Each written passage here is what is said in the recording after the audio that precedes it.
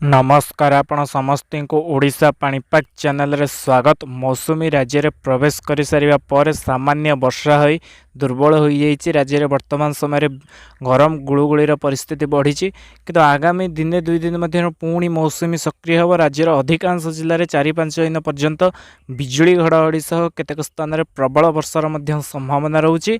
तो क्यों क्यों जिले में क्यों तारीख रु क्यों तारीख पर्यंत वर्षा बिजुली घड़घड़ी हम, क्यों जिले में अधिक परिमाण हम से संपर्क में संपूर्ण भाव जानापी भिडियो संपूर्ण रूपे शेष पर्यंत देखो। वर्तमान समय मौसुमी वायु सामान्य सक्रिय हम। आगामी 4-5 दिन पर्यंत अनेक जिले में बिजुली घड़घड़ी सह वर्षा हो, किंतु जो लघुचाप होनी से जाए राज्य में प्रबल वर्षा समस्त स्थान में लगाण वर्षा हेब ना। कि मौसुमी जेहेतु सक्रिय सामान्य रोचे 3-4 दिन पर्यंत बिजुली घड़घड़ी सह वर्षा हो पाए 22-23 तारीख पर्यंत।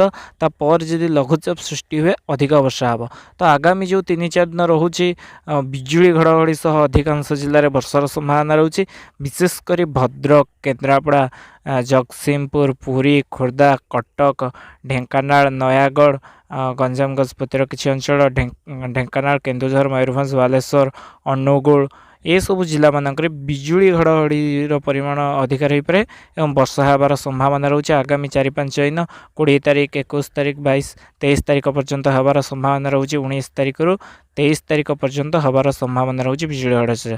छड़ा पश्चिम और दक्षिण ओडिशा रे हबार संभावना रोचे, किंतु अधिक प्रभाव जो रहिबा आगामी 3-4 दिन पर्यंत बिजुली घड़घड़ी केन्दुझर, मयूरभंज, बालेश्वर, भद्रक, जाजपुर, केन्द्रापड़ा, जगतसिंहपुर, कटक, खोर्धा, पुरी, नयागढ़, अनुगुल, ढेंकानाल यह सब जिला मानक देवगढ़, सुंदरगढ़ जिला किसी जिला मानक हबार संभावना रोचे। छड़ा राज्यर अन्य स्थान में किंतु यही सब जिला मानक आगामी 3-4 दिन पर्यंत प्रभाव अधिकार हो।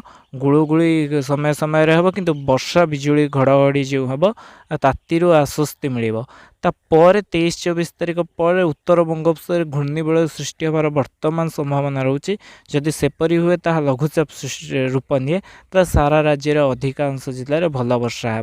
किंतु आगामी 4-5 दिन जो वर्षा रोचे बिजुली घड़घड़ी सह वर्षा रोचे, तेणु किसी स्थान में टिके अधिका हो पाए, किंतु राज्यर समस्त स्थान में लगाण वर्षा हम ना। बिजुली घड़घड़ी सह वर्षा हे, तापर पुणी सामान्य गुळुगुळी हे और पुणी तापर बिजुली घड़घड़ी सह वर्षा हे।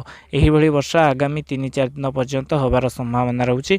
विशेष प्रभाव उत्तर एवं उपकूल ओडिशार जिला मानक रही। तो जो घूर्णिबलय सृष्टि हबार संभावना रोचे अधिक संभावना रोचे जून 25 तारीख पर बंगोपसागर उत्तर बंगोपसागर घूर्णिबलय सृष्टि लघुचाप रूप नहीं पाए। लघुचाप जिते सृष्टि हो मौसुमी वायु अधिक सक्रिय और सारा राज्य में भल वर्षा हो।